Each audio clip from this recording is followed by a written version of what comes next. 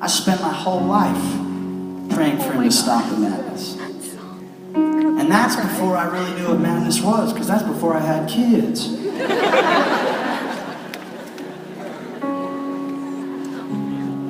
I would never sing that every night unless we wrote a stupid song and I'm stuck having to sing it every night.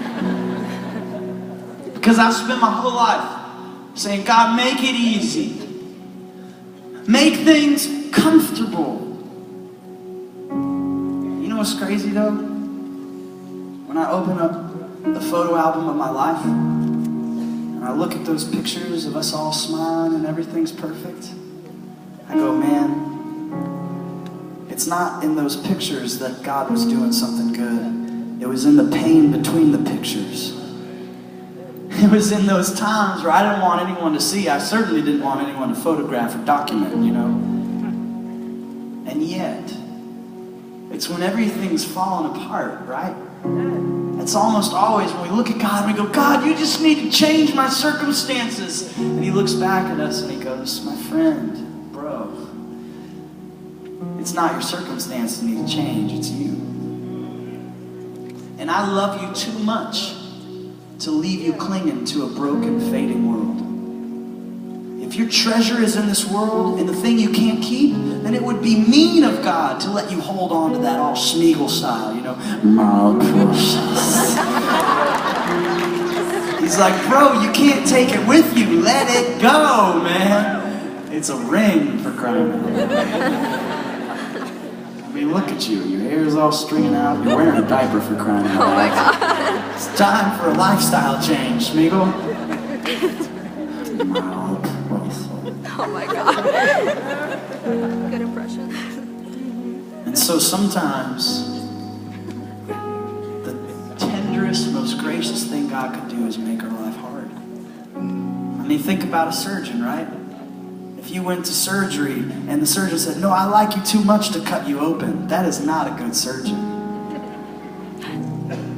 Sometimes the surgeon's got to cut us to get inside of what's really going on, amen? I mean, the only reason I'm standing on this stage, you guys, is because God put me through the ringer. When I was 17, I was driving in a car, right? And my buddy was driving, and I guess I was riding in a car. And we were driving to a soccer game, and he caught the edge of the wheel off the road, and so he overcorrected, and he flipped the car at 50 miles an hour, and I went Peter Pan style out the passenger window. Except I didn't have no pixie dust. And I hit the ground, the doctor said, so hard it broke my back in two places, broke my head right here. Check that scar out, you guys. See that one? There's more through here, but I wear my hair long to cover it, so get off my back, church lady.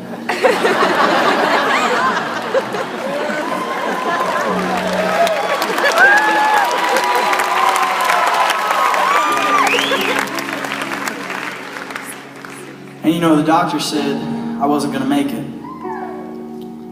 I was in intensive care. And then I made it. And they, well, he's never going to walk again.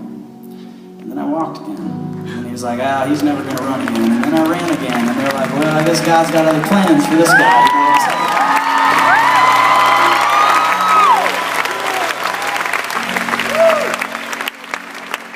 saying? And it could have been real easy for me right there. Because I was just finally starting to follow God. I was just starting to really go, okay, God, your commands are a good idea. I'm in this thing.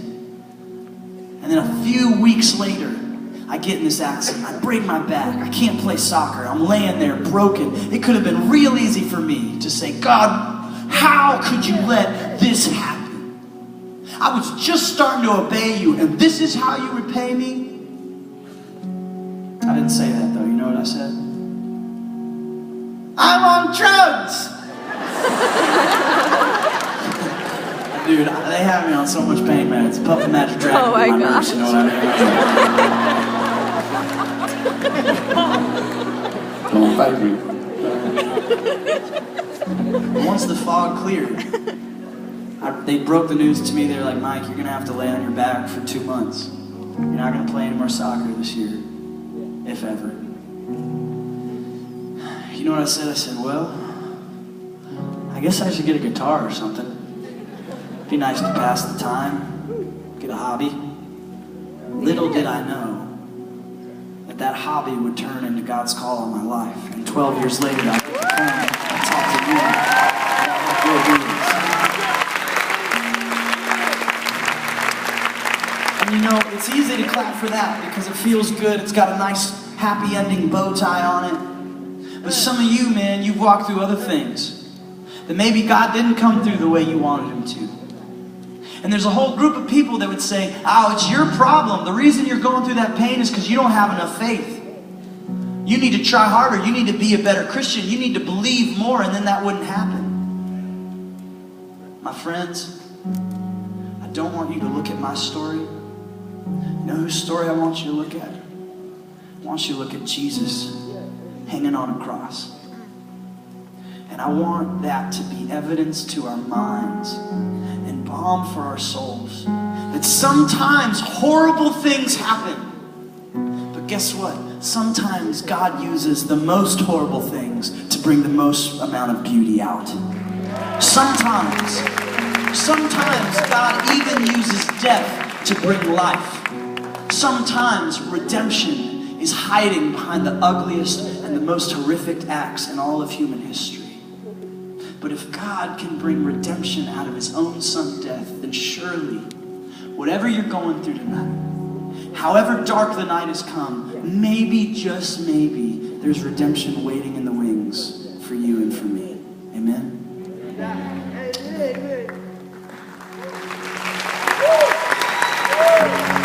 I'm tired, I'm worn, my heart is heavy from the work it takes to keep on breathing.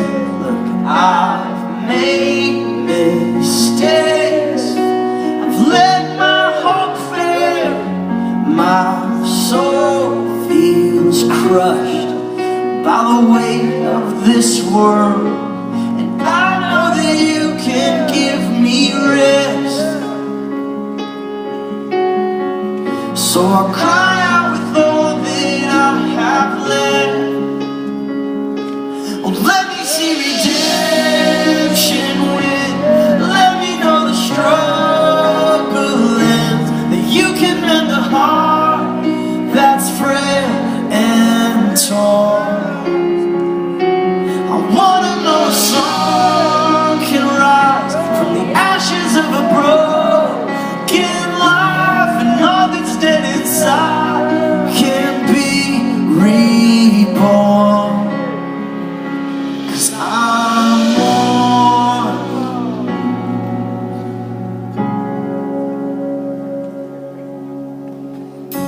And I know I need to lift my eyes up, but I'm too weak. Life just won't let up. And I hear that you can give me rest. So I'll cry out with everything that's left. Let me see redemption win.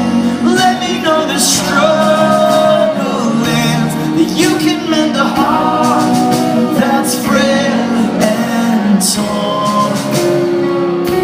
I wanna know a song can rise from the ashes of a broken life, and all that's dead inside can be reborn.